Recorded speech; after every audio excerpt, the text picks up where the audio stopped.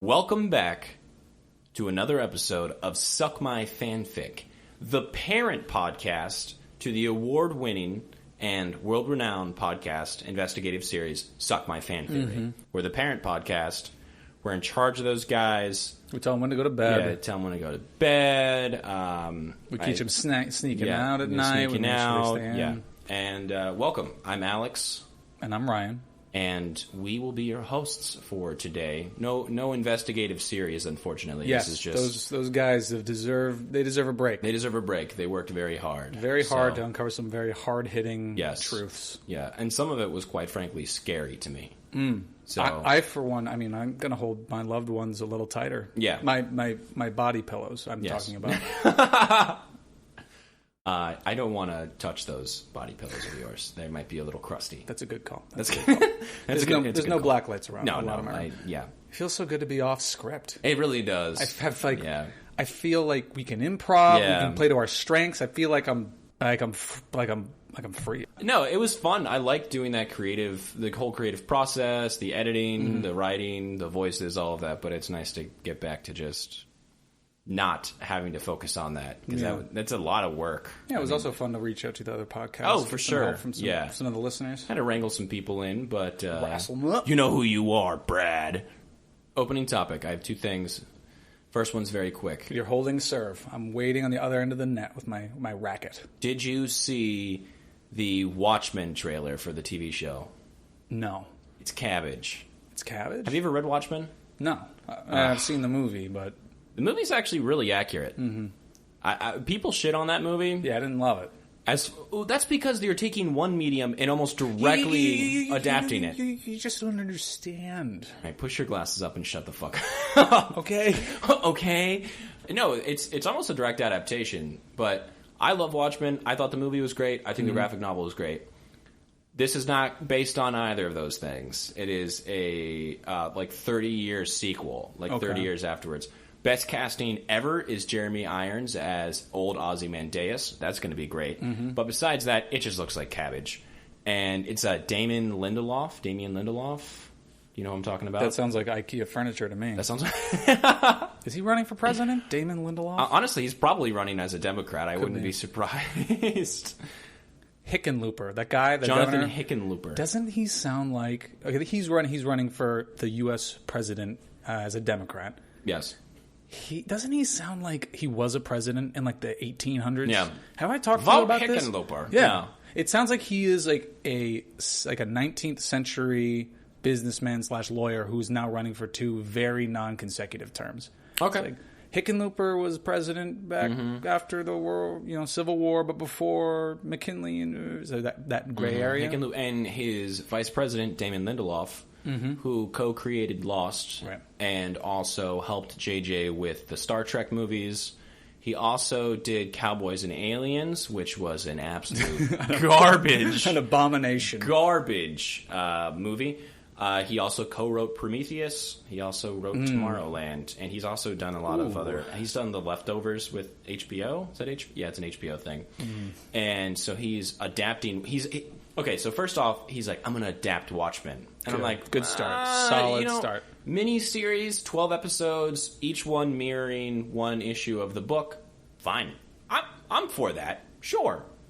Then he's like, oh, no, it's probably going to be an ongoing series. And it's like, are you creating more? They're going to have to have those stupid sitcom tropes exactly. where Rorschach's cousin comes to stay with him. Uh-oh. Oh, no. And his cousin is just played by the same exact person. Yeah. Yeah, and they're like, well, hey, which one's which? They're never in the same scene. Absolutely. Yeah. It's going to be, What happens when Dr. Manhattan falls in love? With his own self? Yeah, because he can split himself up. Anyways, so then they're like, oh no, it's actually going to be set 30 years after Watchmen, and you're like, I mean, we are 30 years from Watchmen. Yeah, come on. And then I think he posted on something on Twitter along the lines of didn't he tweet at us? No, oh, yeah, no. The account tweeted us. Yeah. The How account. did that happen? Oh, I tweeted something that they tweeted, and then they tweeted us. They're just trying to piggyback off our immense success, fame. our massive success. Ugh. Yeah, I don't like them either. No, I don't like them either. No, anymore. but then he tweeted something along the lines of ruining everybody's favorite story. LOL. Mm-hmm. That's not funny. Why? Why are you laughing about that? I just wish Ryan Johnson was as audacious as this guy. You know what? At least have the balls to admit you're lying. You're making it shitty, Ryan Johnson. Yeah. So they released the trailer. It doesn't really look that good, in my opinion. And I've seen the one where it's like a bunch of people who like have the Rorschach. That's it. Oh, that's the first. That was a teaser. I've seen that. It just like I don't like it. I'm not interested. Isn't Amazon also coming out with like their own like heroes, but they're that's like, the boys. Yeah, aren't they coming out with something? Everyone's like Garth Ennis. Everyone's like doing something like that now. Well, right? because they know it's hot. It's hot. It's not going away anytime soon. Endgame just broke records. This is like the post reaction to Endgame, which is like 20 years too late, but here it is. Yeah, and everyone 5 years ago, the superhero bubble's going to pop pretty soon. No one's going to want to watch them. Okay. Yeah. Here comes phase 4. Yeah, here comes 5, 6, 7, 8, and fuck you. Absolute windmill over the competition. Yes. So Lindelof was talking about Alan Moore, who is the writer of Watchmen, notorious hermit. Mm-hmm. He's actually a student of Hermeticism, which is apparently a philosophy. He thinks he's a magician. The way he talks about it sort of makes sense, but he's very weird. Like like a sleight of hand? He thinks he thinks he's legitimately magic. Like he can conjure things. He thinks that the fourth, fifth dimension is imagination. Imagination. Yeah. And so he believes that since everything that you're perceiving in your brain at this moment is something that is a perception of something else, you're not actually receiving a picture, you're receiving photons that your brain recognizes, processes, inverts, because the light actually gets sent into your Dude, are you eyes. Converting me to magician? I might make you a believer into magic. I'm buying all this. Telling you.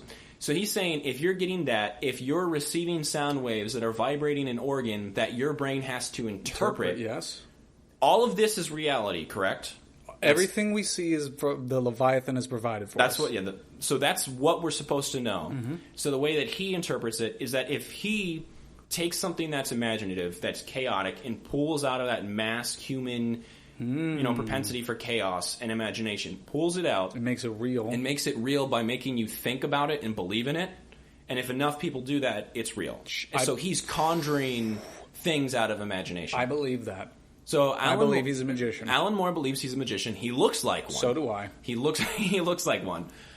He's written Watchmen, Whatever Happened to the Man of Tomorrow, V for Vendetta, The Killing Joke, Swamp Thing, Promethea, a lot of other things. A 1,200-page book called Jerusalem, which was supposed to end the world. Mm-hmm. And he's weird. He's a weird dude. Okay. But he's not involved with this show at all. No. Not in the slightest. No. Okay, so and here comes he also wrote The Extraordinary Gentleman. Oh, okay, The League of Extraordinary Gentlemen. Yeah, sure. That just ended. That's his last thing, right? I think that was his last one. So he's officially retired from comics. But the thing that he got really angry about is he also wrote Miracle Man.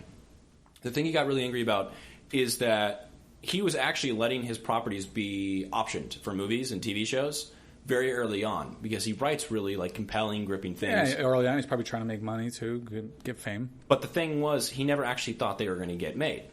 Watchmen had been in development for a really long time. Yeah, it's like the how we sold the movie rights for this podcast. Yeah, we just made some money off that.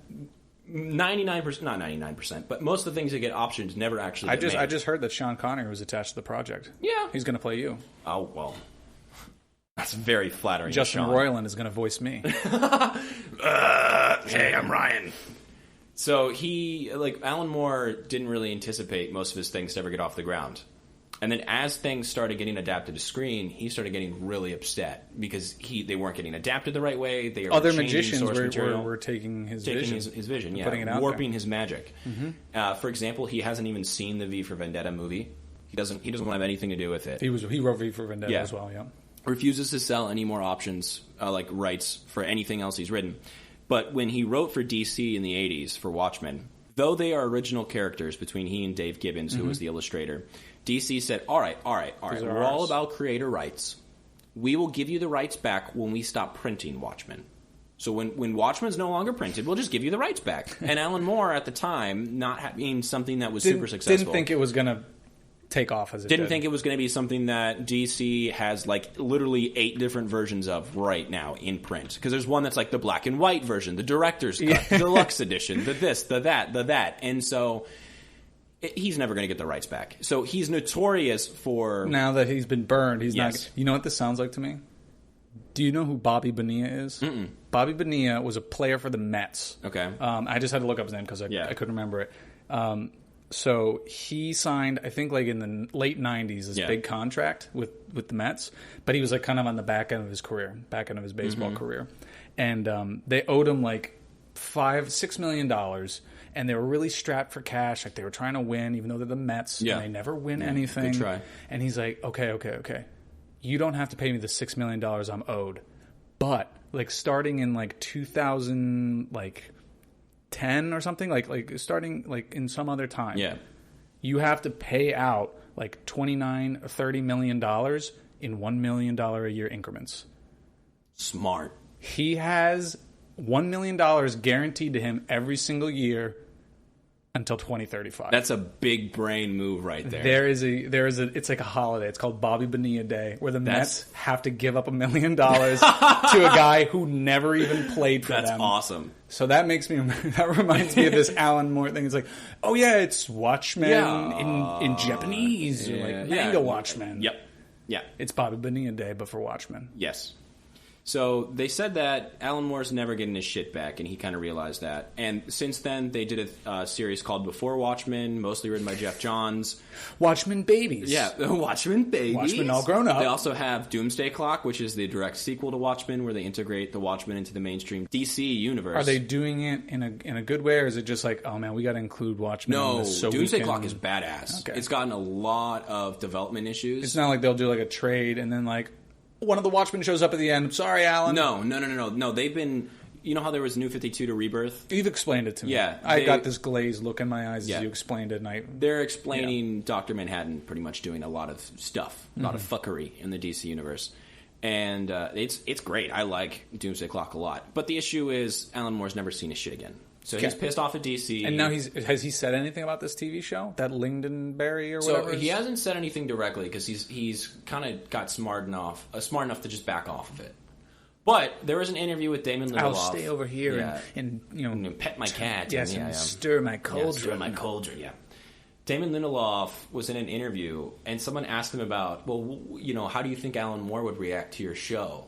And he goes, oh, well, typically, something along the lines, I just read the article. He says something along the lines of like, well, typically Alan Moore has a fuck you, I'll do it anyways attitude. So if you wanted to say anything about the show, all I'd say is fuck you, I'll do it anyways. Why? Why would you be like that? If you like the thing he created, why are you A, laughing that you're ruining it, and then B, laughing because you're telling the creator to fuck off? This sounds like something that like insecure teenagers do. Where they're just like, I'm going to rebel, or they're Mom. just like, it's going to suck anyway, but here I go. Here's my monologue. It's awful. And they do it. Yeah. Just so to set the expectation as low as possible. I just feel like that's like modern Marvels, or modern comic books, like feelings about things. Dude, you're having a lot of Freudian stuff with Marvel right now. I really am. Speaking of which, this is the other opening topic of conversation. Okay, so that topic is Watchmen is coming and it's not going to be great. Well, no, it's just I don't understand how one creator can look at the person who created the source material and literally say, fuck you, I'll do what I want. That just bothers me.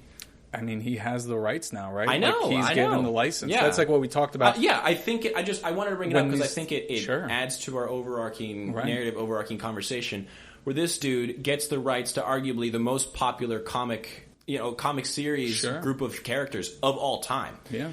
It was listed as one of the best American novels since 1923. On AlanMoore.com, yeah. No, not on AlanMoore.com. I think it was Time. AlanMoore.gov. AlanMoore.edu. Watchmen's stellar. Yeah. It's so good. There are so many things in it that you can read it over and over again. Every panel was meticulously planned. Right. It's got a lot of popularity, too, for a bunch of, like, not very recognizable characters. Yes. A lot of They people... totally made them up for it. People who don't know comics will know Watchmen. They'll be like, I kind of understand what that is. And so the fact that this thing that's supposed to be arguably the biggest thing in comics... he sold it to a corporation, and the corporation gave it to another guy. He didn't sell it. it's weird. Comics are weird when they give rights out. And so, yeah, I thought this added to the narrative of just Damon Lindelof saying, fuck you. That's just, it's obnoxious. I'm probably not going to watch the show, so it doesn't really matter. I'm going to watch every episode twice. Okay, hope to you make do. Up for your loss. I hope you enjoy it. I don't think I will. So the other thing I wanted to do, we did it with Star Wars. We gave our live reactions. All of our predictions were 100% accurate. We're doing our live reactions to Big Little Lies Season 2. All right. I've got a lot of thoughts. I'm so ready. I honestly believe you. I actually haven't seen any of the episodes. I've been slacking hard. No, I wanted us to just very quickly go over Phase 4 and give our reactions. Okay. All right. Yeah, sure. I mean, I'm not, super intimate. I know that Blade is going to be awesome. Well, okay. We're getting there. We haven't been there yet. Okay. So first movie that comes out is Black Widow. Thoughts? I mean, okay. Yeah. There's going to be multiple Black Widows? I believe it's going to be set between Civil War and Infinity War. I thought it was going to be her origin, her training and coming up. I think nobody knows what it's going to be about. A lot of people are confused because, spoiler alert, she dies in Endgame. Oh, yeah. So... Can't be after Endgame. Yeah, I mean... I think no one really knows for sure what it's about. They apparently showed footage in the hall, and she was fighting another lady, and apparently that's her sister. I know David Harbour's going to be in it. Yeah, and he's going to be Taskmaster. Ooh. Yeah. That's a good one. It's a good villain. Yeah, so... Hope they don't kill him off in one I would have liked to see an origin with her and, Cat and Mouse game with Jeremy Renner with Hawkeye. Could have... Yeah, that would have been really good. That might be what it's about. I just have no information. Yeah. I'll probably see it. I mean, I guess the only thing I can say is, finally? Why did you guys wait this long? Literally wait until you guys she was literally dead, could have done it at any point. Yeah, you waited until she's dead, Why did you wait for, Captain Marvel to be the first female movie when you already had this, super awesome, well-built character? Especially when Captain Marvel wasn't even originally a female character. Yeah, I mean, she's a piggyback off of a male character who's a piggyback off of a totally other character. And just from Marvel's perspective of building a good story, having a solo story for Black Widow would only amplify her popularity and her emotional investment because she's such a huge part of Endgame. And so when she died, you would have been like, oh. And Captain Marvel's such a small part of Endgame. Yeah, she comes in, wrecks shop with one spaceship, and then tells Peter Parker that she's better than him. It's finally coming out. I have no idea what's going to happen with it. I'll probably go see it. I was going to say, I might actually see this one. I'll probably go see it. I will probably see this one. I've seen them all. I'll go see this one. I haven't seen them all. Am I kidding? Falcon and the Winter Soldier, Disney Plus TV show. So the Disney Plus TV show starting up strong with Falcon. That arguably, I think they're going to be the strongest TV show, so they are starting strong. Because Falcon's now kind of like Captain America. No, he's not kind of like Captain America. He has the shield. He is Captain America. This show might be him accepting that he's Captain America, culminating in his own movie. Because Anthony Mackie could have his own movie. Yeah. And so could Sebastian Stan. I don't know what... These guys are huge stars. They really are, and they're going to TV show. And canonically speaking, Falcon and Winter Soldier both become Captain America at different points. Right, exactly. So this might be them, I think it's one of two things. Narratively, it's those two people coming to terms with the loss of a really good friend and their mutual. You know how you're friends with someone and then you're friends with someone else because they're friends with that someone. That's what this show's going to be about. Yep. And then maybe it's also Disney testing out who do we want to be Captain America? Who? Well, I think it's clear at the end Bucky doesn't want it, which I think makes it even more compelling if they make him Captain America. Could be. So they'll see. They'll test the response. I think the biggest thing that came out of Phase 4, if I had to describe it in one word, based purely on the impression I got from Twitter, on the fan reaction as a whole, is representation. Sure. Oh yeah. I got that huge on the internet. I would argue that making Falcon, who was originally the same character, I think strong character on his own, especially in the MCU. His character in the comics historically is a fan favorite in the MCU. Yeah. He's got all the cool gadgets. He's like Batman kind of. Yeah. I want him to stay who he is. I would rather have a very strong Falcon than a new coming to terms Captain America in Anthony Mackie. But there is something about I never really bought Bucky and Cap's emotional. It's not as strong as it's not as Falcon. So but I don't think there's anywhere for Bucky to go as Winter Soldier. Yeah, I agree. I think he's kind of a bland character. So if you made him have to come into his own as Captain America, dealing with the fact that he was brainwashed, murdered a lot of people, did this, did that, I think that calls for a more interesting story. Could be. Who knows? I don't know what's going on in the We'll have to watch to find out. I'm excited. I'm probably going to get Disney Plus. I'm just going to tell you that. I'm going to use your password. I'm going to drop Hulu. You didn't hear that, Mouse. Don't arrest me. I'll use your DC Universe. You use my perfect. Disney Plus. That's a good exchange. We're going to game the system. We're going to take all these Patreon dollars. We're going to save a total of $13 a month. We're going to put them into subscription. Eternals. I'm kind of stoked. Angelina Jolie's in it, right? I don't know much about them. Them. She is. The Eternals, it's a Jack Kirby thing. Okay. Imagine Fourth World, which is like Darkseid, all of that, but... Kumail Nanjian's in it? Yeah, MCU. Yeah. They were a race of people that were experimented on by Celestials. They have powers. They're godlike. I believe they're immortal. They're eternal. Is this a movie or a TV show? It's a movie. Okay, so this is a movie. Rob Snow is the main character. Yeah, He's going to play Icarus. Yeah. Icarus is a very cool character. Play Icarus from like Flying Too Close to the Sun. Icarus? Yeah, that's the inspiration. Okay. So purely because it's Jack Kirby. And when is this? This one's coming out in like 2027, 2020, right? November 6th. So next year. 2020, November 6th. Okay. Yeah. I might see it. I'm interested in Jack Kirby properties. I think this could be the most cosmic Marvel will get, which I think is really interesting. I want to see the trailer and just kind of get more information. Might actually see that one. This seems, I don't know, first blush, it seems a little Inhumans to me. It's very Inhumans-like. It's also created by Jack Kirby. Inhumans were also created by Jack Kirby. Very similar. Very similar. They really did not pull off Inhumans. No, I have not. Failed. Yeah, I have not read Eternals, but Neil Gaiman also did a run on Eternals. Well, because why not? Why not? Well, they were kind of like, hey, we really like this property. They're kind of broken in our current setup in the comics. Can you Neil Gaiman it? And apparently he did a good job. I haven't read it. I need to read that still. Okay. It's actually on my list of things to read. Next, Shang-Chi and the Legend of the Ten Rings. I don't know anything about this character. I don't think anybody knows anything about the character. It's a very interesting choice. It's a movie, correct? Yes, that is a movie. Feature film. Yes. I do know that the Mandarin's going to be in it. The real Mandarin's going to be in it, not the fake one. They're going to right some wrongs from the past. That got a lot of people upset. The wrongs of Iron Man 3. They announced like you know what was cool about that? They tied it into like a lot of stuff that had already happened. So it seemed, they've been setting it up for a while. Yeah, like this tattoo that was in this short is like, it signifies that this character's coming. And they are, to get to play the Mandarin, they're getting this like ridiculously famous Chinese actor. Like they call him the Daniel Day-Lewis of China. Really? He's like I didn't the know best. that. He's the absolute best. Wow. And he's going to be playing the Mandarin. Okay. Interesting. The 10 rings are different power abilities, rings, right? Different abilities, yeah. Yes. Friendship, fire, form of, it's like Captain Planet. Don't believe any of that's correct, but let's just say it is. Okay. Yeah. I might see heart, that's one of the rings. That's definitely one. Heart, yeah. Heart's definitely one. No, I think it's actually willpower, fear, greed, rage. Those are the Green Lantern rings. I thought those were the emotions of Nick Cage in every movie he's been in.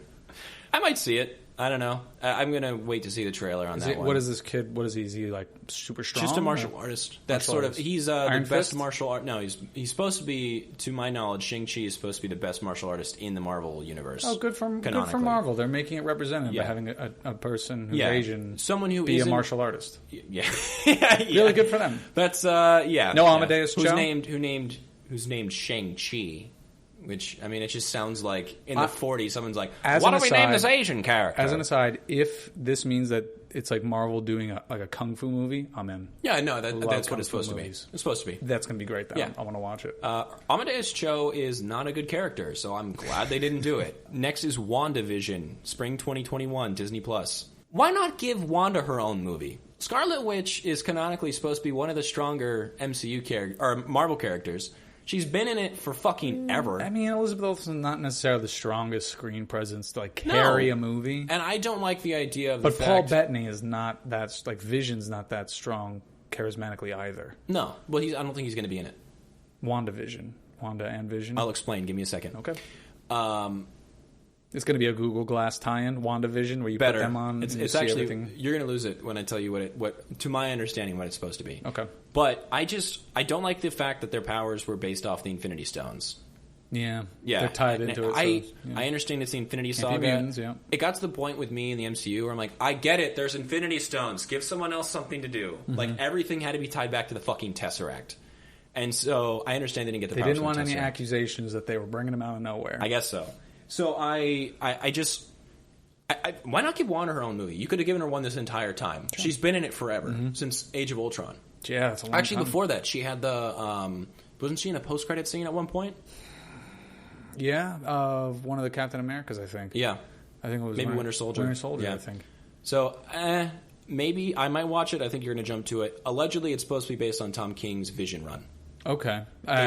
Having read the first half, I kind of see where they're going with this. Yes, it's supposed to be she is constructing a reality in the 1950s where they're together. And it's a perfect home. Is that what happens? Because I haven't finished it. If that's what happens, I have no idea. I'm very upset. I have literally no idea. Okay. I don't know what happens in the Tom King run. But... spoilers abound for this limited series that came out a long time ago. From what I've been told, and by that I mean from what I've read, it looks like it's going to be based off of that. That could be awesome. So I guess it's only going to be a miniseries. I'm already getting Disney Plus. You're already getting it. You're already sold. I'm gonna watch all my favorite DComs, which are gonna be on there. The DComs are gonna be on there? I don't know. They should be. Don't say they're gonna be on there unless you know. Why wouldn't they be? What?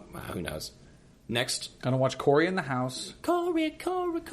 And some MCU TV. Doctor Strange in the Multiverse of Madness, which is supposed to be the MCU's first horror movie. It's gonna be amazing. I'm down. I'm probably gonna see that. I like the first Doctor Strange. I like where they're going with Stephen Strange in the MCU. It's also going to co-star Wanda. Mm-hmm. She's in there. So I'm down. And it's going to open up the multiverse, which will mean that they can shoehorn in the X-Men and the Fantastic Four, because there's no way that they can fit them into the MCU at this point. It's going to be sick. Unless they're in another universe. It's going to be sick. Disney Plus show Loki. The logo looks trash. Not going to watch it. Not going to watch it. I got so fucking annoyed when they gave him the Tesseract in Endgame. I am just... But again, talk about like a huge... Like Tom Hiddleston. Huge TV star show for a streaming service. On a tiny... I mean, I guess they think Disney Plus is going to be massive. They know it's going to be. They gave him probably a ton of money to be in it. I saw a thing that said it might actually kill Netflix. Whoa. It might. Whoa. That's pretty... I mean, did you see Netflix recently... I think maybe in anticipation of that, Netflix famously stingy to reveal who watches what, how many. They've started showing that again. They should. Their numbers are bonkers. Yeah. Like 50 million people have watched every episode of Stranger Things. So I think they need to keep those numbers going so people keep watching, because it could very well kill Netflix. Just saying. I'm just saying. Next show, What If? I think it's a really cool premise. What is going on there? What does that mean? Do you know what If is? Is that like their Elseworlds? It's their Elseworlds. It's Marvel's What If. So they actually started coming out with the What Ifs. This is coming out in 2035? No, it's 2021. And the thing is, they had a whole list of the actors that are going to be in it. It's basically all of the actors in the MCU. And so it's it's going to be like Marvel Black Mirror. Basically. He's making a very happy-looking face. So here's an example of one that I think Stan Lee did. It's from back in the day. What if Spider-Man joined the Fantastic Four? Mm-hmm. There's one... They recently revamped the What If series. What if Flash Thompson became Spider-Man? Mm-hmm. What if the world knew Daredevil is blind? What if... These don't sound that crazy. Hulk and had the brain of Bruce Banner. So it's just a What If series. I know. They did it in Endgame. It's called What If because they just take things like, oh, what if, and they change one tiny little thing, and then you see the ripples. And, you kind of see the ripples. What if Spider-Man had rescued Gwen Stacy? Oh, that's a good one. Yeah. So just imagine that. It's interesting. I think there's a lot they can go with that, but I feel like the novelty will wear off very quickly. Like you're going to see two What Ifs, and you're going to be like. Well, I don't think they're going to want to keep around, and then they're not going to have the money to keep. There's no all way these this is going to be a multiple season show. This is a mini series. All of this seems like miniseries stuff. Yeah, they have to be. Yeah. The next Disney Plus is Hawkeye. So that's not going to be. That's him looking for like his replacement, right? It's his daughter. It's Kate Bishop. He doesn't know where she is. Where, no, he's not looking for her. He's just training her. Oh, he's training her. He's training Kate Bishop. No, he's training Kate Bishop. I've read some Hawkeye issues with Kate Bishop. I hated Hawkeye at the start of this whole thing. Yeah. I mean, he's not bad. Like, since I'm already getting Disney Plus, I've already put that out there. I'm just saying she's not particularly the strongest character in my opinion. Though I think Hawkeye... What if you were wrong? What if I probably am? I think Hawkeye in the comics isn't a very strong character. Mm-hmm. So, I mean, we'll see where they go with it. It's going to be in fall of 2021, so... They got plenty of time to think about it. Then the next one that's finally, like, announced is Thor, Love and Thunder... Looks awesome. Looks awesome. Looks awesome. Why do you think that? I just like the way the logo looks. Yeah, it looks like that would be painted on the side of like a paneled van in the 80s. A unicorn. Yeah, just like freaking driving down the road. I have not seen Ragnarok. It's okay. So I don't know what the style is they're going for. I do know that there's probably 3 or 4 other characters that hardcore Thor fans would have wanted above Jane Foster Thor. Mm-hmm. I'm not knocking Jane Foster Thor. What's that Frog Thor? Throg? Yeah. Is that one that people That's one wanted? that people really wanted. Beta Ray Bill. Oh, yeah? Could have been in the show. Thunderstruck, who I believe is the young Thor. Maybe this is going to be their Thor into the Thorverse, where there's a bunch of Thors. I have a feeling it's going to be close to that. That could be funny. funny. I think they said that Guardians 3 is set after Love and Thunder. Okay, that makes sense. Well, that doesn't make sense. So the Guardians are going to be in it? Because he's chilling with the Guardians right now. We have no idea. I don't know. I have no idea. Oh, that's right. James Gunn just tweeted after, right? Yeah, after. Yeah. And then after he does Guardians 3, he's going back to DCEU. Yeah. Well, he's doing the Suicide Squad, Yes. which is probably going to be awesome. I think it's going to be great. And then he's going to do this, and then rightfully so, because he kind of got yanked around by Marvel. He's like, all right, I'm going to do this for you. Yeah. Fill the contract. I'm never working with you again. Speaking of which, J.J. Abrams just signed a $500 million deal with DC, and he's likely going to produce his Superman movie. Ooh. South Park is so right when they say J.J. comes in and takes a franchise and just makes everybody love it. A J.J. Abrams Superman movie would be I'm going to nut the entire movie. And if we get Henry Cavill as the Superman in Justice League, I know people didn't like Justice League, but his character was a lot more on par with the Superman people expect in Justice League than in the other movies. So we get the happy, optimistic, bright and sunny Henry Cavill Superman with JJ directing. Dude, when it's done, when it's all it's said and a 2-hour nut fest for when me. it's all said and done, like JJ, whereas he's like up there with like Steven Lucas Spielberg, right? He's up there with Spielberg. He's up there. I'm saying it. It doesn't seem like it, but then when you look back at the stuff that he's done, he's amazing. Like his resume, he's amazing. I mean, he hasn't had like then, a Jaws or anything. No. He needs that one like super original thing that he does, but just his skill. He's also rumored to be in development with another DC movie. Guess. I don't know. Green Lantern. Imagine Jeff Johns written Green Lantern, because Jeff Johns is writing the script with a JJ director. Dude, all this stuff's going to come out. It's a 3-hour nut fest. This stuff's going to come out in like 10 years. I don't give a shit. I'm still going to watch it. I'm still going to watch it. I don't give a shit. I'm not going to make it 10 years. Yeah, I'm barely going to make it 10 minutes. Okay, so that was my opening topic conversation. Probably went on way too goddamn long. People are they're going to have to chop that up big time. Yeah. I think people are going to be very turned off by how nerdy we are after that. Okay, so I'm going to read a quick story, and that will clue us into what the fic is this week. You ready? It's already going to be in the title, so this is more of a surprise for you. Is this like an article? I'd like to tell a story. Be me last summer. Not too beta, but spend all time inside on computer. Parentheses, also virgin fag. I'm quoting a story. This is one of those green text. It is indeed a green text. Okay. Vidya, animu, porn, etc. Parents cool with lifestyle, but dad always tries to get me out of my shell. Offers to pay for a flight to Europe. I'm not too interested. Parentheses, America fuck yeah. But figure it's a free trip. Fly into Munich. Reenact German invasion. Quote, train to Poland, Denmark, Norway, France, and Belgium. Pretty uneventful, just go to lame tourist traps and sometimes local bars. Want to lose virginity. Decide to go to Amsterdam my last 2 days. Stay in hostel. First day, just walk around, notice some clubs and brothels. Figure I'll go to club and try to talk up a girl, and if that fails, I'll at least hit up a brothel. Night cometh, go to closest club. Can hear music from outside. No line, just a bouncer outside. This guy is fucking ripped. Has 3 inches on me at least. I'm 6'2". Long hair, long beard. Beard braided to a point. Nordic blood flowing strong. A fucking Viking blocking my entrance to the club. Get up to door, expecting to be turned away. What a twist. Lets me in, no problem. Typical club. Lots of bros and rave chicks. Get a drink and look around at the girls. See one fine-ass girl. Long blonde hair with flower hairband, pierced nose. Dancing by herself. Figures she came alone or her friends are away. Go up to her and start dancing. We dance a little. I ask her where she's from. Sweden.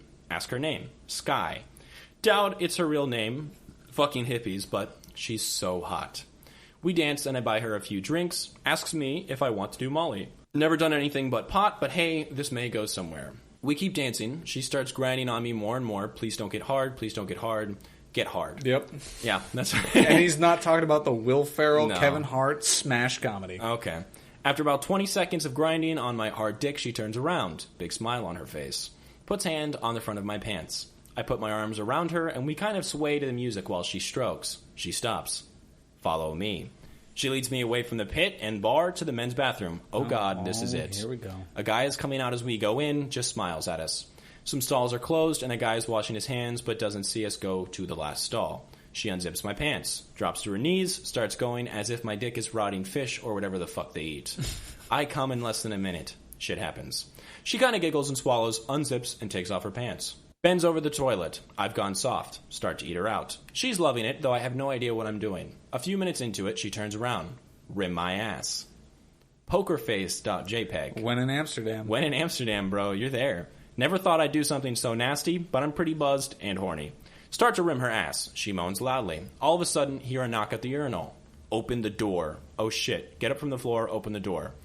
It's the fucking Nordic bouncer. Mm-hmm. What do you think you're doing in here? I stumble over words. We were just, he pushes past me. I see girl is still bent over. He gets on the floor. What the fuck? Bouncer starts eating her ass. She's moaning even louder than before. I'm fucking frozen in awe. Finally get courage and speak up. What the fuck are you doing? Bouncer turns to me and says, Sky's rim belongs to the Nords. There you go. It's a Skyrim fic. Oh! Sky's rim. No king. No king. No. Sky's rim belong to the Nords? I got the Skyrim reference, yeah. We're going to do a Skyrim fic. Could there have been a better intro for that? Could there have been a more concise, appropriate, very quick, focused, yes, family friendly? Could there? I'm asking. Could there have been? No. Could there have been? No, that was the only way to do it. That was the only one you found. That was the only way to do it. Well, that's unfortunate. Yeah. No, it's not unfortunate. It's good. We're doing Skyrim. Skyrim. Woo! I don't think we've done a video game fic yet, have we? No. Well, Pokemon. Well, yeah, I guess. That's, multi-everything. Sure. Yeah. So we're doing a Skyrim fic. I want you guys, if you're listening right now. And Mario. Even if you're driving. And Mario. Yeah, whatever. And Yu-Gi-Oh! I mean, that's a card game. Yeah. TV show. They did do video games of Yu-Gi-Oh! Video games. Everyone, dudes, bros, chicks, sisses. Grandmas who play Grandmas Skyrim. who play Skyrim. There is that one famous grandma that plays Skyrim. Close your eyes. I don't care if you're driving. Close your eyes. And picture... I gotta look out for that car! Picture 10 years ago. If you're anywhere close in age to Ryan and myself, perhaps you're still in high school. Mm-hmm. Who knows? You get home from school. You get home from work. You had that long, stressful day. Who knows? I don't know what's going on with you. You crank on your Xbox 360. You crank on your PS3, whatever you're playing at the time. Push that power button. And all you hear is...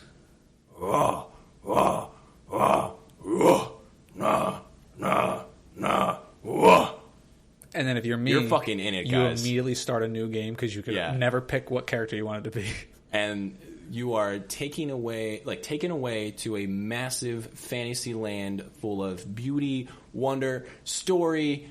Just everything is perfect about that game. There's a reason they're still releasing it. There's a reason that they released it for the Switch, and it's one of the most popular selling games for the Switch, which is actually true. Mm-hmm.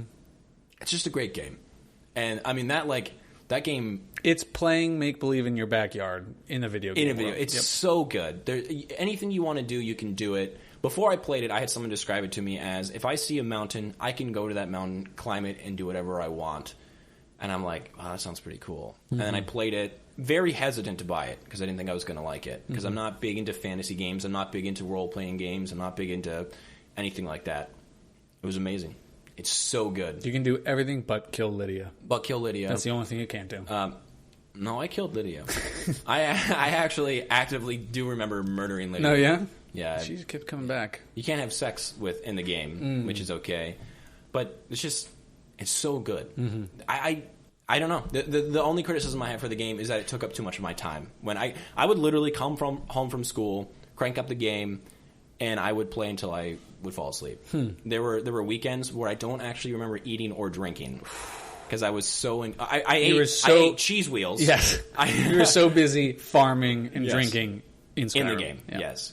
So Skyrim is just great. Do you want to, for the people that have not played Skyrim, do you want to give us a rundown, Ryan? Okay, so I already gave Sky's Rim belong to the Nords. So Skyrim is a game you play as an Italian plumber, and you run throughout the kingdom of mushrooms, collecting rings, collecting power-ups. You occasionally have a frog that comes on the screen and goes, "Do a barrel roll." Yep, it actually all takes place underwater, and there are these giant things called Big Brothers you got to take care of. Mm-hmm. No, Skyrim is your classic. You're like a knight, you're a warrior, you're a wizard. Whatever you want to be. Anything you want to be. It's not even a class system. You just kind of do whatever the fuck you want. You exist in essentially Middle Earth, this fantasy world. And you get to customize your character. You go on any quest you want, but the main story is you are like this reincarnate of the dragon hero, the Dovahkiin, and dragons have returned to the land, and there's factions who are at war, and factions of dragons, factions of people, political, different races. You get thrown into the middle of a civil war too, so you can fight in the civil war, which is awesome. What are you, Imperial or Stormcloak? I honestly didn't know you could do Imperial until like a year ago. Are you fucking serious? I thought I was like, I gotta follow this guy. You go to Solitude. I never read those. I never read those. Like it says, like follow him in here to join Storm, or follow him. I was always Stormcloak for life. What are you, Imperial? My first playthrough, I was Imperial. What, are you gonna stay with your captors? You're gonna follow him like a good prisoner? No, man. So the Skyrim is for the Nords. But Imperial does have a really good quest line. They have a really good quest line. It's so much fun to play.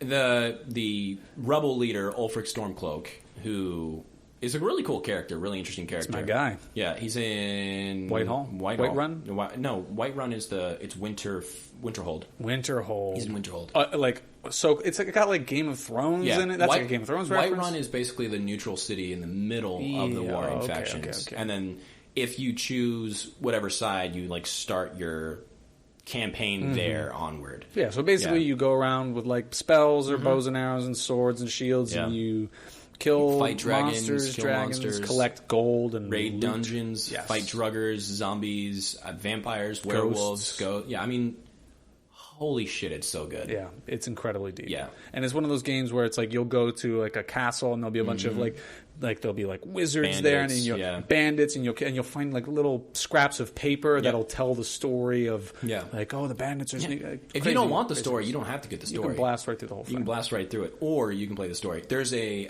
thieves guild where you have quests where you have to go and steal things, pickpocket people. There's the Dark Brotherhood, which is an assassins guild where you're killing people. It's really cool. Their contracts. Was it like the Brotherhood or something? It's Dark Brotherhood. No, the Companions. Companions, that's the Warriors Guild. Always a companion. Yeah, where they're fighting off the werewolves. Yep. There's the Dawn Star, I believe, DLC, where you're fighting off vampires, and that's so You good. can become a vampire. There was like a school where you could go and learn how to do magic. College of Winterhold? It is the College of Winterhold, so that's not where Ulfric lives. Where does Ulfric live? I thought it was like Winterhold. Like, it's like almost Winterfell. Like, it's Winterfell. Almost exactly Winterfell. He had such like a jaunty accent. Yeah. He's like, there are dragons about.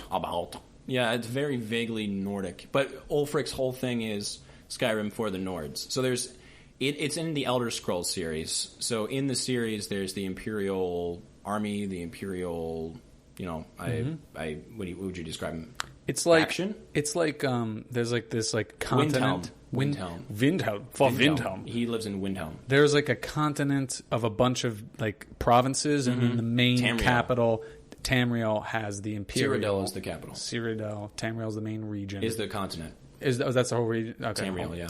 But there's like an empire that rules over the whole thing, and then you're in like the North. Super like frosty, defiant, frosty. It's like Game of Thrones, how like the North wants to be their own thing. Yeah, and so Skyrim for the Nords, and it's great. It's so good. Yeah. Yeah. If you haven't played it and you listen to a podcast about fan fiction, you are a very confusing person. Yeah. You've never even heard of it? Yeah. Really? You really need to play it if that's the case. I do my taxes, I do all my adult things, and I listen to this podcast about fan fiction. Never heard of Skyrim. Yeah. But they released Skyrim on the PS4, they released it on the Xbox One, they released it on the Switch. You have no excuse. It is the Watchmen of video games. It really is. It will be released forever. Yes, it's perpetually going to be released. And there's jokes where they've talked to the head developer of Bethesda. And he's like, yeah, we're going to keep making them until people stop playing them. So that's not going to happen. It's not going to happen. That'll never happen. No. So I chose a story on fanfiction.net written by Spartans with 2S 300. It's called Life in Skyrim as an NPC, Volume 1. So it's a NPC perspective of Skyrim. Non-playable character. There are hundreds? Thousands, maybe? Probably hundreds. Hundreds at least, yeah. And when did this game come out? I think it was 10 years ago. No way. It was like 2008, I thought. Yeah, 10 over years 10 ago. years ago. 2008. I'm just trying to remember. It's been a minute. Wow. It's been a long time. 10 years from 2008, there's no way I'm making it through phase 4. And please... 2011. Please explain to me how they haven't come out with the 6th one, because people keep fucking playing the 5th. That's true. They have announced that they're doing the 6th. You haven't heard they've announced Skyrim 2? More Skyrimer. They have... It's Elder Scrolls 6. They have Elder Scrolls Online, which nobody plays. But they have an Elder Scrolls 6 in development, but they just keep They think it'll be releasing for the 5. next generation of consoles. Because the load times in Skyrim are pretty beefy. You can sit there for a while sometimes. But they're still pretty good considering... You can get the mods that eliminate all loading times. The fact that it's a PS3 game... The fact that it's a PS3 game, and it's that good, that beautiful, and then the PS4 just makes it look better, it's crazy. It's crazy. And the Xbox One makes it look like garbage. Yeah. Suck on that PlayStation Xbox. podcast. Yeah, we just took sides in the console wars. Thanks, Sony, for sponsoring this podcast. Thank you for the sponsor. So, I'm going to read Life in Skyrim as an NPC, Volume 1. It's divided into 7 chapters, a.k.a. 7 perspectives of NPCs. Seven tales. 7 tales. 7 souls. So here I am, just chopping some wood for the fire, while my fellow bandits are out hunting and whatnot. Oh, boy. When up strolls this dude, all made up like some kind of necromancer wizard with orcish gloves and a freaking bone crown on his head. I stand up straight, dropping the wood I had just picked up, and draw my bow, stopping him short. "That's close enough," I say, just to drive the point home. So he just stands there staring me down, and I'm seriously contemplating adding an arrow in the knee to my warning when all of a sudden he raises one hand and hits me with this green shit. I just fall over, can't move, can't talk, can't fucking anything. All I can do is watch as this dickhead in a dress starts stuffing his pockets with all my stuff. And I mean all of it. The skooma, the wine, the mead, the sack of coin by the chest, and holy shit, by the 9, this bastard is picking the lock on our chest. At this point, I am struggling hard to move, and finally, I can wiggle my toes. The green crap is wearing off. I stumble to my feet and pull my dagger. This guy is going down. Green. Fuck! I'm on the ground again, and Mr. Wizard over there has the chest open, and is rifling around through our crap. I mean, I am pissed off now. It takes a long time, and no little amount of risk either, I might add, to rob unsuspecting dumbasses of this much loot, and not get caught, especially in the shadow of a major city like Whiterun. Finally, he stands up and turns just as my companions are returning from yet another unsuccessful hunt, and I am screaming on the inside, "Kill this bastard!" He looks to me and shoots me with the green shit, yet again, I guess for good measure. Then I am forced to watch as he literally tears my brothers and sisters limb from limb with lightning from his damn hands, and then proceeds to loot their corpses. Why RK? Why Kinnereth? Why Divines? It took me 5 years to put together a band of petty murderous thugs I could almost trust, and this asshat in a clown costume kills them all in less than the time it takes a normal man to blow a snot rocket out of his runny nose. I was still paralyzed, and the only movement I could muster were the tears streaming down my cheeks. Oh my gosh. After he finished looting my people, he walks past me, takes the warhammer off our cart and my last sack of gold off the barrel, then walks right by me again and jumps on my horse. With one final look back, he says, "Nothing personal, friend." Then he rides off out of sight. My pa stole that horse for me. So that's Tale 1 Bandit. Wow. Yeah. So obviously that was the player who came and just wrecked shop. So this is interesting because when you play Skyrim for long enough, you treat the NPCs not like people. No, you're just a murderous, like crazy person. At one point, you just get so bored, you kill every human being. There's literally a point in the game where you've done so much, you're like, I wonder how many people I can kill in Whiterun until they kill me. It's all of them. Except for the children. You cannot murder children in the game. Well, that's good. Yeah, I tried. That's bad. What's bad? That's not good. I've tried. That's okay, real bad. I'm just saying you can't do it. I've tried. I fucking tried. So the green. Do you think they added? They we should make the children invincible. Like why? Because people are going to try to kill. We're going to make them invincible. We're going to make them invincible. Yeah. There's no way people are going to try to kill them. They do. We all do. We're going to try. Yeah. So the just to clear some things up, the reason he looks so weird is because it's one of those games where you're just wearing the best thing you have. Mm-hmm. So you just start looking mismatched at one. You're going for brunch with your friends with like freaking ebony armor, dragon bones all over you. Yeah. The green crap is just it's a paralyzed spell, I believe. Yeah, it's. I never use it. I don't ever do a magic playthrough. No? I never do a magic playthrough. Magic playthroughs. Magic playthroughs are so tough to do, so I don't do it. Yeah, you're too squishy. Yeah, I mean, I don't like it. By the 9 is the thing a lot of people say. When he says I almost added an arrow in the knee, every single goddamn guard, any fucking town you're in goes, I used to be an adventurer like you until I took an arrow to the knee. You remember reading how, like, after that became a huge meme, it was actually revealed to be a reference to, like, like getting married? Yeah, it was a Nordic term for getting married. That's so cool. It's so cool. Another thing Skyrim did is, this wasn't mentioned, but they had whole-ass novels in their books where you could pick up a book and read. I'm not going to lie, Lusty Argonian Maid is a little hot, but... There's probably people who played that game who have, like, never read a book, but have read so many books within Skyrim. Yeah. I wonder who wrote those. I don't know. Was it like George R. R. Martin who he's probably. Like, hey, I know you're writing that other book. Write 9 million Skyrim books for us. He's like, oh, okay. Yeah. You know I'm going to put Manta Ray in there, my original character that is not named after a DC character. Do you know the really big like chorus of men singing the very popular Skyrim song? Yeah. They actually, I think, had like 30 dudes, and they recorded it multiple times and then laid it over itself. So it sounded like a chorus of like 1,000 guys. Like, nice. It's like the meticulous details they put into this game are just nasty. So good. And lockpicking, stealing you can do that a lot if you want. Why RK and why Kinnereth are 2 gods. Okay. So, Chapter 2, Store Merchant. It's a slow day again. Feels like nobody ever comes into the store, so when someone does, it's worth noting. And what walked through that door was damn near notable. A slender elf woman, wearing a fur bikini top and giant metal helmet with the horns. She's covered in blood, face and all. She doesn't appear to notice as she enters the shop. Adventurer. My father always warned me about those types. Keep a close eye on anyone with a blade sharper than a butter knife, he said. They'll pickpocket you just as soon as they pay you. Bunch of effing thieves. He should know. He used to be one of them, before the accident that gave him the limp. The woman hasn't moved. I put on my best smile and try to make some small talk. Looking to protect yourself? I jokingly inquire. Hang on, maybe that's not her blood. Maybe someone else's. Maybe a whole lot of someone else's. A different approach then. Or deal some damage? She doesn't speak as she steps forward and starts piling weapons, armor, and more onto my counter. Swords taller than she is, heavy suits of armor on all descriptions, an axe that's on fire, iron daggers, a sword I'm certain that the Jarl used to own, some books of fact and fiction, the list goes on and on. So she's selling all these. Yeah. A sudden isn't that the Jarl's sword? Isn't that... my first playthrough, I definitely sold the Axe of Whiterun. Oh, yeah, because it's not as good as the equipment you have. No. Here is the most sacred relic of my family. I can get 2,000 gold for this. I'm fucking out. I'm going to sell it to the freaking guy who sells me cabbages. Yeah. Immediately. The moment I walk, I might actually walk over to your fucking wizard and sell it to him if he'll take it. I'm gonna buy a lesser soul gem. I'm gonna sell him this axe. Dude, you have millions of coin. Just give me some of that. I don't want that. Imagine that in real life. He'd be like going strolling through the town, and then he'd be like, "Hey, Jarl, look what I got! Your freaking axe! Get your family axe!" Yeah, that's when he takes your head off. I gave him 500 gold for this. Mm-hmm.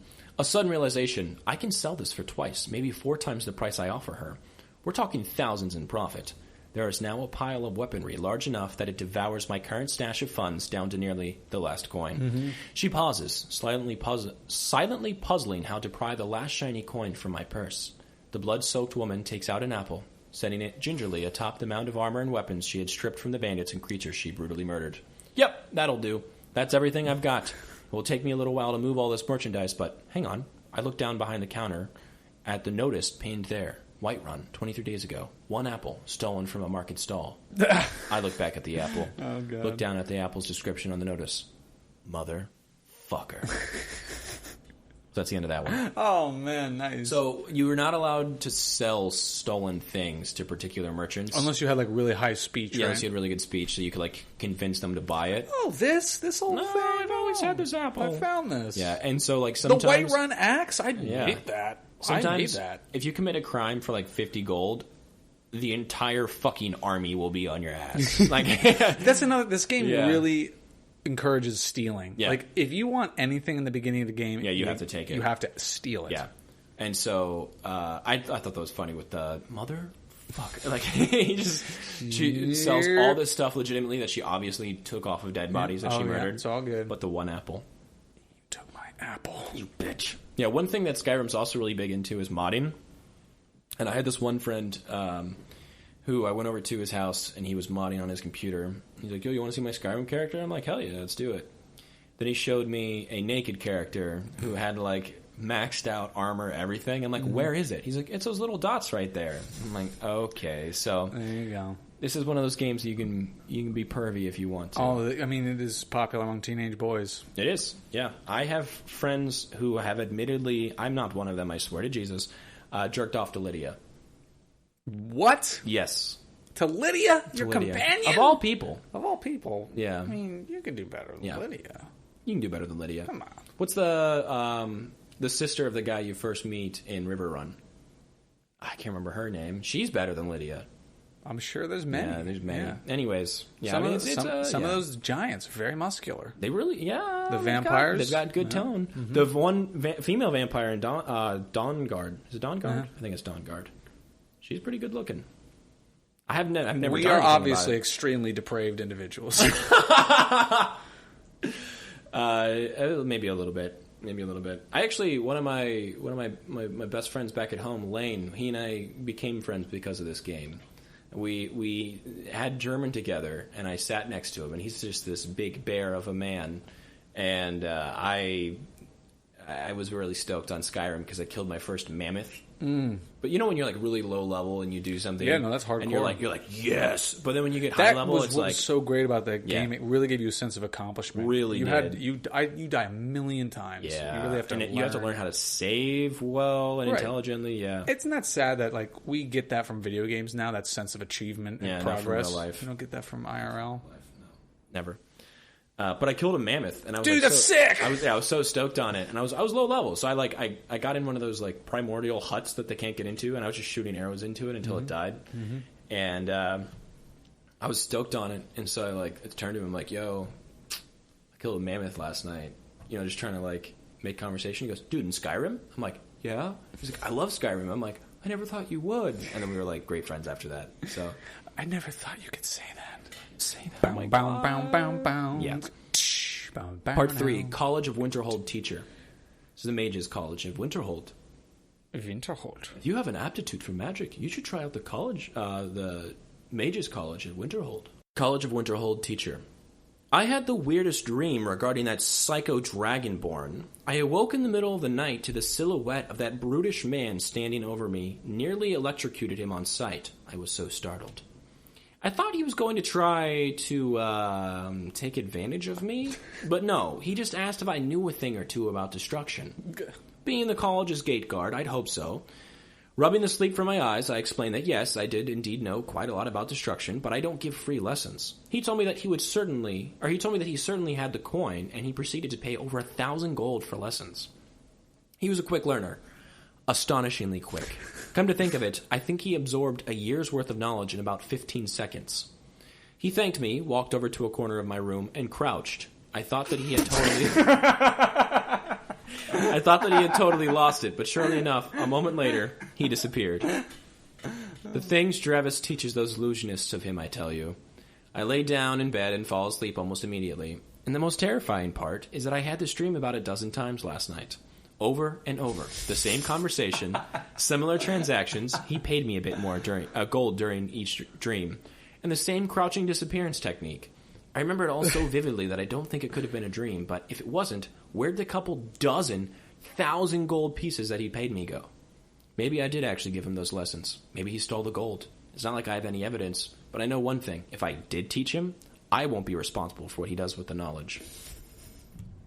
So if you have a high enough sneak and you crouch, you can pretty much just fucking disappear to people. Dude. And you can go to some NPCs in the game. We'll train you.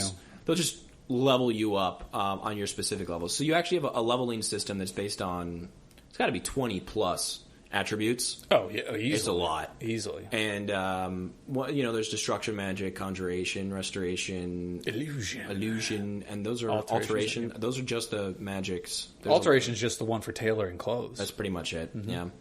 Alteration 10, France. Oh my god, what a great fit. Oh my god. I love that French tuck. So he was going to him, stealing the gold when he snuck. Because if you have a high enough you just steal the money you gave somebody.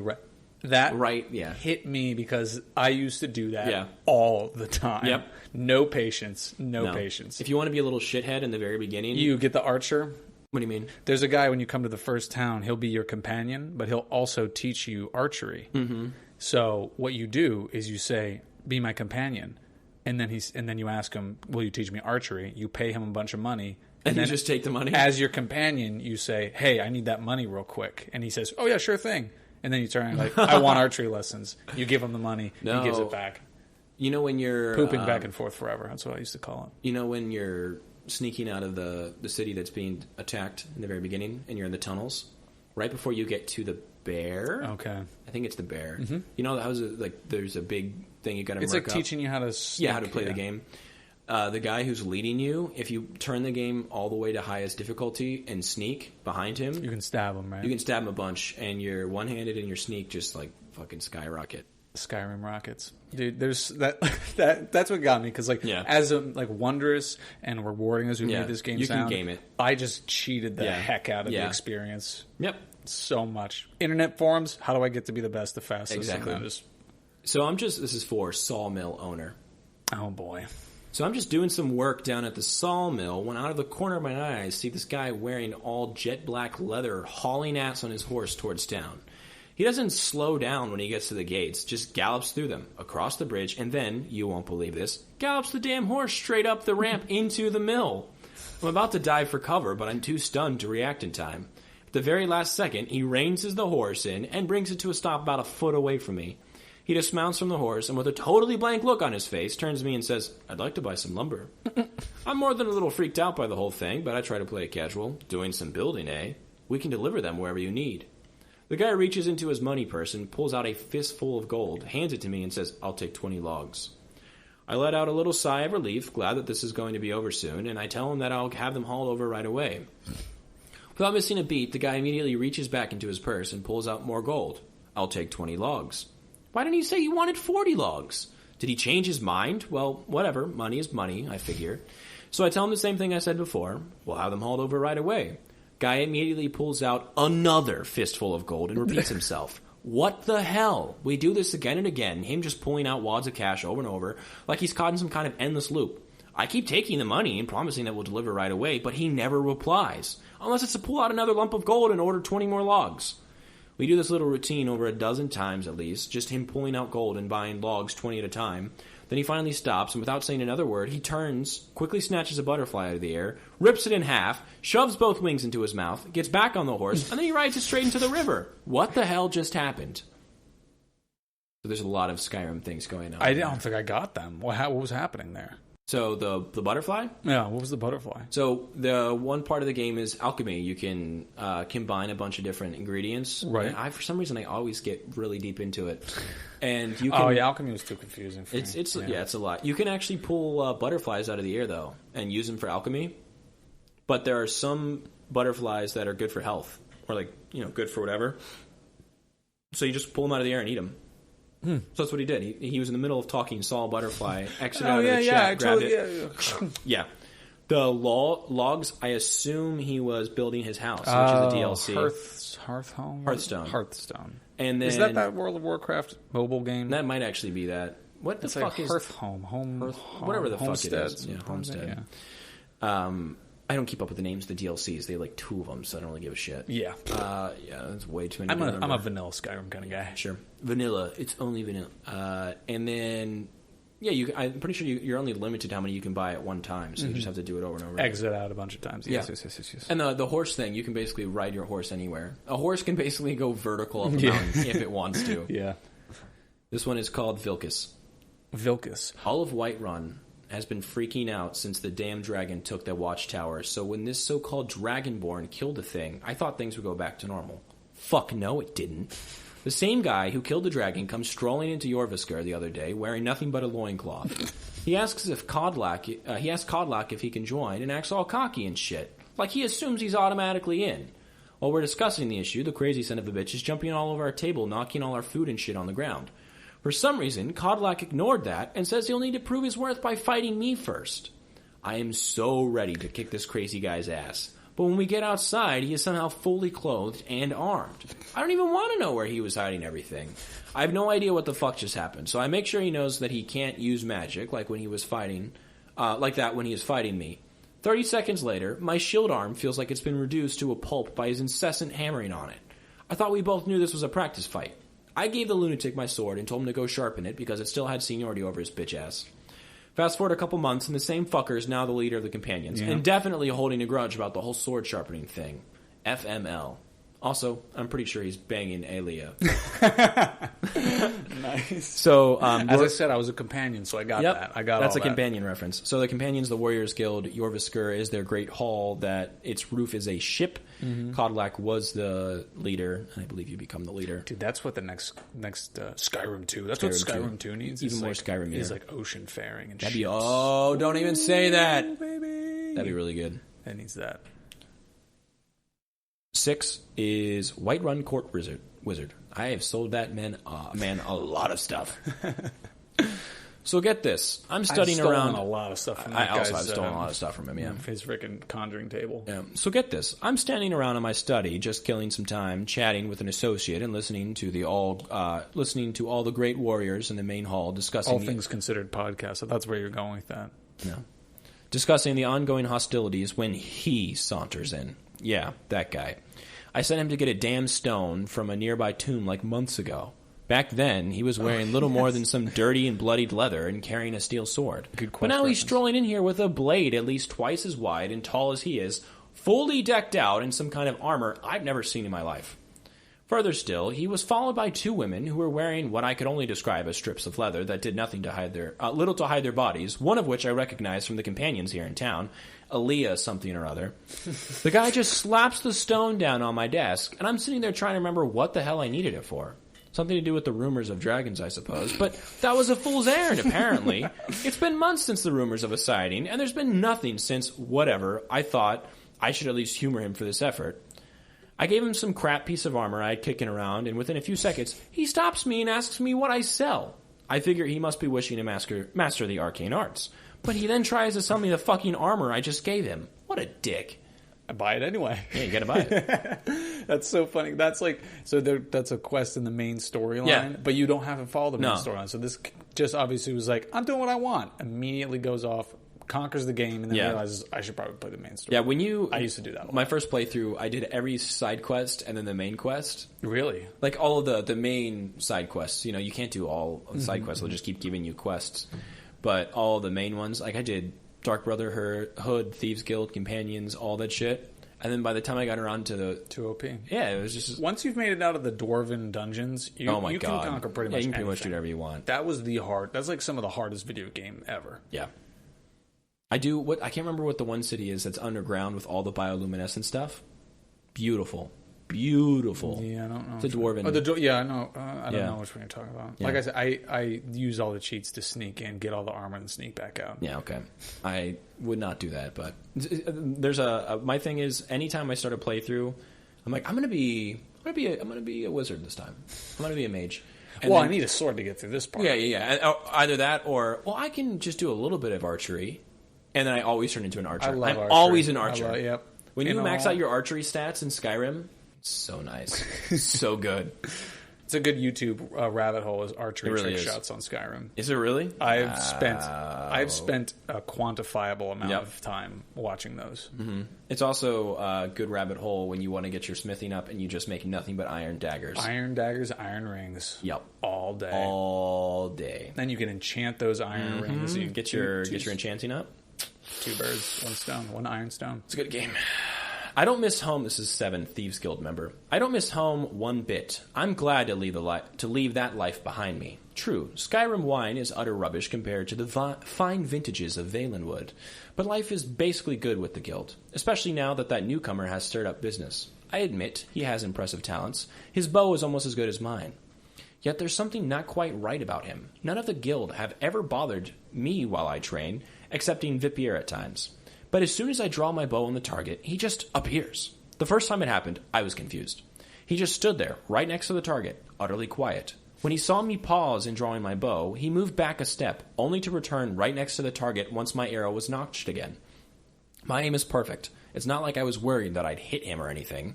So as time went on, I continued shooting at the target, so as long as he gave me at least some distance. That's when it got really strange. I work for the Thieves Guild. Every day, I'm surrounded by petty thieves, pickpockets, burglars, the lot. Yet I ask you, what man steals someone's arrows? Day after day after day in plain sight. Oh, yes.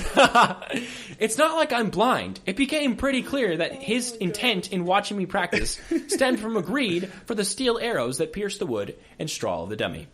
I would confront him about it, but everyone else seems to favor him. He must have taken at least 500 arrows by this time, of quality steel and wood, too. I have no idea how to proceed in this situation, and the last thing I want to do is stop practice. For now, I shall endure. But Stendar help me. If he ever slips just 1 inch closer to that target, those stolen arrows will soon be mine once more. So that's joking on the fact that in Skyrim, if someone's shooting at a target, you can just steal their arrows. It's not stealing, you just take them. And they have an unlimited supply of arrows. Classic. So luckily, you can... that. Definitely did that. All the time, yeah. They're never going to be shooting good arrows. It's always going to be like iron arrows or steel arrows. And arrows don't take any weight, so you can carry literally thousands of arrows, and it doesn't matter. Absolutely, thousands. Because there is a weight system where if you're over encumbered, you can't run or fast travel. Literally, the quote you just said appears in the Yeah, so arrows, I mean, when I'm an archer playthrough, I have thousands of arrows on me. You have to have thousands. And, you use the iron arrows for the foxes and the rabbits. And it's like trading up, though. You use the iron arrows to get the next level arrows, to get the best, and then all of a sudden you got the best arrows in the game. That really got me. I used to do that all the time. I don't even think I played the game the way it was meant to be played, because 90% of the time I was trying to cheat. Yep. I'm certainly intending to play through the game again, though. I fucking love that game. I really do. And I would love to play through it again. And I have the PS4 version with the DLCs, so I'll kind of like jump into the DLCs. Oh, yeah. Quality investment. Yeah. But that's all. That was all 7 of the NPCs. Wow. So that was it. That is the fic. So that was good because it's accessible to someone who has not really played too much Skyrim either. Because I've never completed the main storyline. Are you serious? I tell you, I always just restart. I restart characters all the time. Oh my god! I get to like level 15, restart a new character. I just can't commit. I want to do something different every time. For being such a fan of fantasy, how have you not finished the game? I just want to do something different every time. Get it for the Switch and play through the entire thing. I can't commit. I can't commit to anything like that. Okay. Sorry. Oh, that's fine. I will say, for those of you who know what I'm talking about, I'm the type of person that kills Parthenax.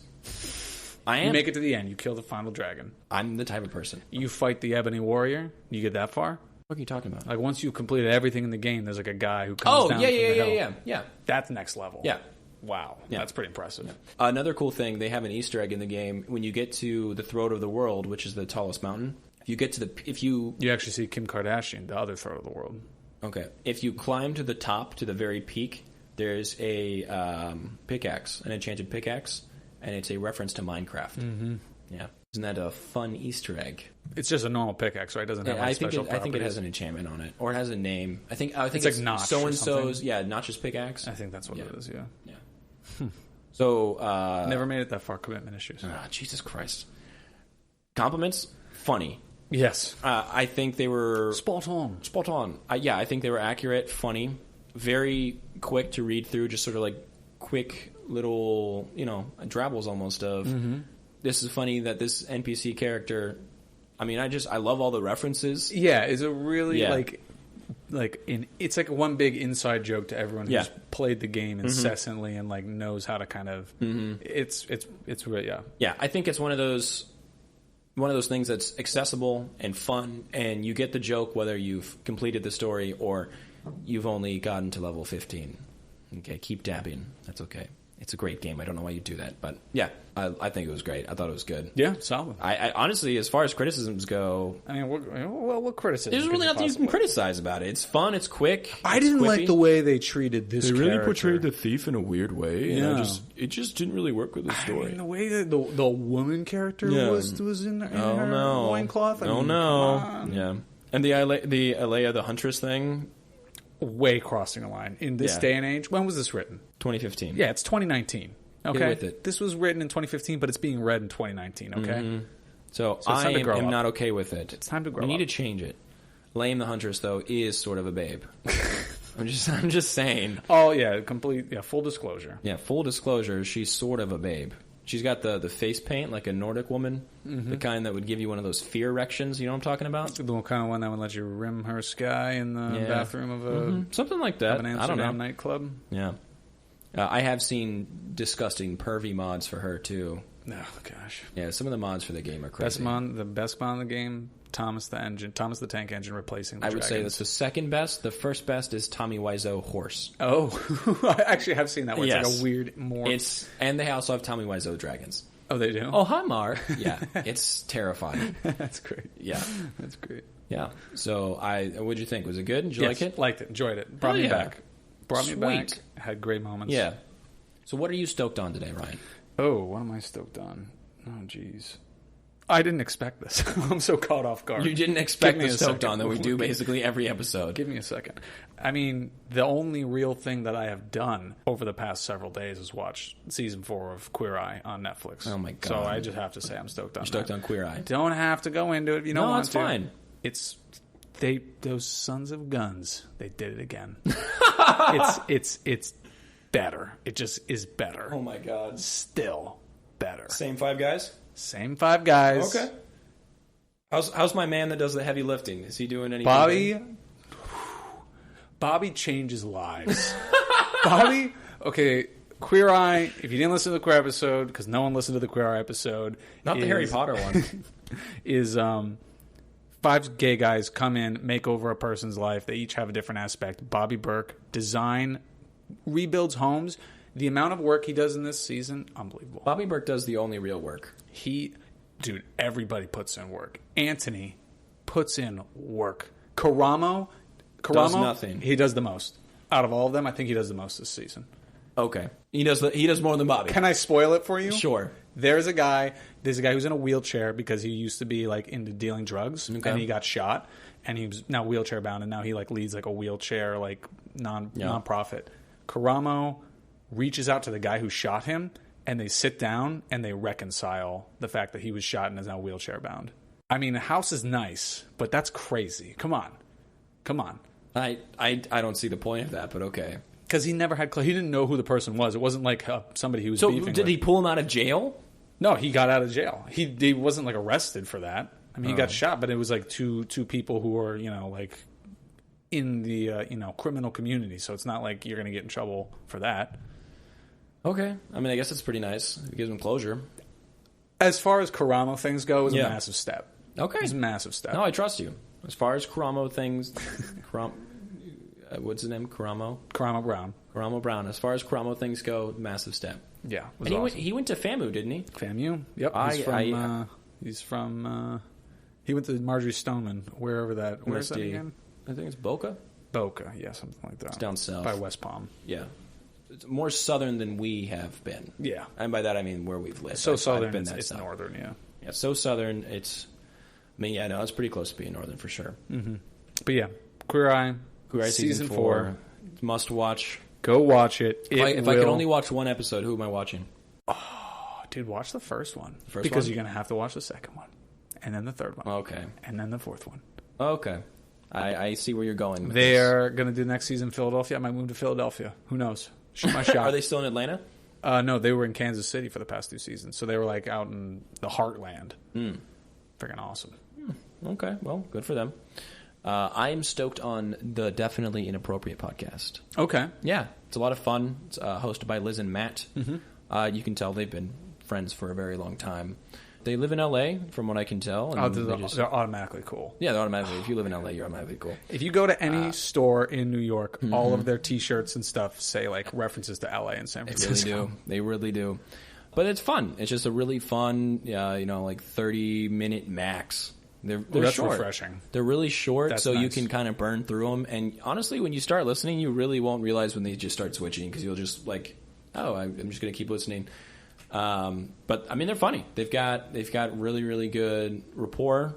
No, I mean, it's really interesting. They talk about basically whatever they want to, and I know that there are a ton of podcasts like that out there. But I'm interested. When that's the case, captured. Yeah, they need to be really interesting people, and they are. I think they are. Matt's hilarious. Liz is also very funny. Obviously, there's this one episode called. I don't want to get the title wrong, so give me 1 second. I believe it's called "Anal Sex with Professor Assplay." I think you told me about this one. Definitely day. Getting you were dirty. So excited. You definitely getting dirty with Professor Assplay. Parentheses Bree episodes. They bring on their friend Bree, and Matt and Bree talk about doing anal sex, and they tell Liz all about it. Because Liz has no experience. Apparently so. I don't know her personal life. So is this like a sex podcast? No. The one before that is about Gypsy Rose, which is the Hulu show, the one about the mom who kept her daughter sick. Oh, yeah. So they're just, they're just going on. Crazy. They're just discussing their thoughts. It's fun. It's quick. It's quick. If you have like a 30-minute drive, 30-minute drive, burn one of those out. Man. It's fun. It's I love podcasts like that. I need podcasts like that. The quick hitters. High energy, really quick. Matt has some pretty funny one-liners all the time where he just kind of like zings you with like, oh, dude, I didn't expect you to say fuck you. Like, at one point they were talking about the kid in Disney with the alligator.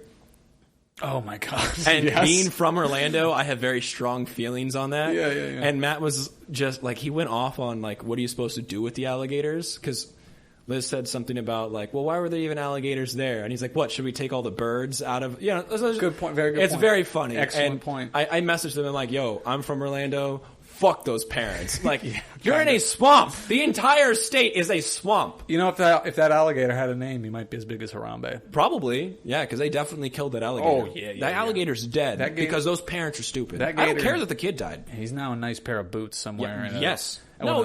It's even worse. When FWC kills something, they just bury it. They don't even get to use the meat or the skin. Oh, God. What kind of species buries their dead? Yeah, dummies.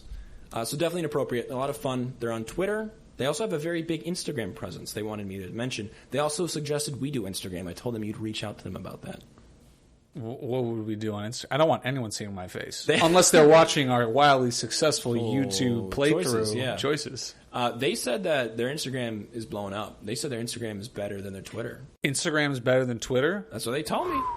I mean, our MySpace game is incredibly strong. Our MySpace game. It's almost as good as our RuneScape game. Oh, man. Oh, yeah, dude, we're good on there. We just spam the hell out of the general chat on RuneScape. But they also were the voices of the Oprah fanatics in the Rugrats Suck My Fan Theory investigation. So they're cool people. They're really cool, and I think you guys should give them a shout out. Or a shout out. We should give them the shout out. You should give them a listen. Okay. Yeah, let's give them a shout out. Yeah. So shout out. Shout out formally given. Yeah. It has formally deemed. Formally deemed. So I'm stoked on that. So yeah, if you guys have the time and are interested in it, go and give it a listen. Yeah. Find one. They all start with like definitely whatever. Definitely not ready to die. Oh, that's awesome. That's a great formula. That's like a Friends winning formula. Yep. Perfect. So yeah, go on there, find one that you like. They don't have that many episodes either, so you can get through it pretty quick if you want to. Yeah. So that's what I'm stoked on. That's awesome. I mean, that's something I'm definitely going to check out. I always am looking for, like, if I'm, like, cleaning or if I'm, just walking to the grocery store, I just need something quick. I don't need, like, a big commitment investigation podcast or something. This sounds like right up my alley. Oh, yeah. And it's just very casual friends talking, friends shooting shit. So I think you'll enjoy it. It makes me feel like I have friends. Yeah. Wow. Yeah, I know. Yeah, I got to get that. That'd be nice, yeah. I got to get in there. I know. Thank you guys for listening. I hope you enjoyed the Skyrim episode. I hope you enjoyed our thoughts on the MCU. Like, who the fuck cares what we think about the MCU, quite frankly? I mean, probably... I don't even care what I think about Kevin Feige. He's got to get our ticket sales. Yeah. One bad review from the Suck My Fanfic podcast could ruin the MCU. Could ruin the endgame. He's got to please us. Yeah. He's got to please us. I'm ready, Kevin. As liberally as we giveth the box office title to Endgame, we may taketh away. We could. We wanted to. We could organize it. Absolutely. So thank you guys for listening. Please remember to follow us on Twitter, Facebook, YouTube, maybe Instagram coming soon. Who knows at this point? Coming extremely soon. Yeah. Who wants some double chin selfies of me? Oh, that'd be nice. Yeah, at work at 3 a.m. If you like us, review us on whatever platform you review on. follow us on Twitter. Shout us out. We're active. We'll talk to you on there. We're relatively nice guys. If you really like us, we have a Patreon. It's all Suck My Fanfic. And there's a link to it somewhere on our Twitter, too, if you want to find it. There's a link to it on our Fireside website. Absolutely. So go on there if you want to just donate $1 a month. You get some exclusive stuff, get episodes early, and helps pay for our Disney Plus membership. Really helps pay for that Disney Plus membership, so you can hear us talk more about MCU stuff, which is, I know that's why you're here. Or if you could put a note saying, my money cannot go towards the Disney Plus because I cannot stand listening to you talk about So that MCU. money will go directly to Alex, which will go to the DC Universe app, where we can talk more about Swamp Thing, which is an amazing show. So you decide what side you're on. Please tell us. But either way, give us money. Yes. So thank you for listening. I really appreciate your time and your energy. And Ryan, what should we remember? Hey, it was a great story. It was a great day. Praise Talos. Victory for Sovngarde. Talos! Talos! It's a great reference.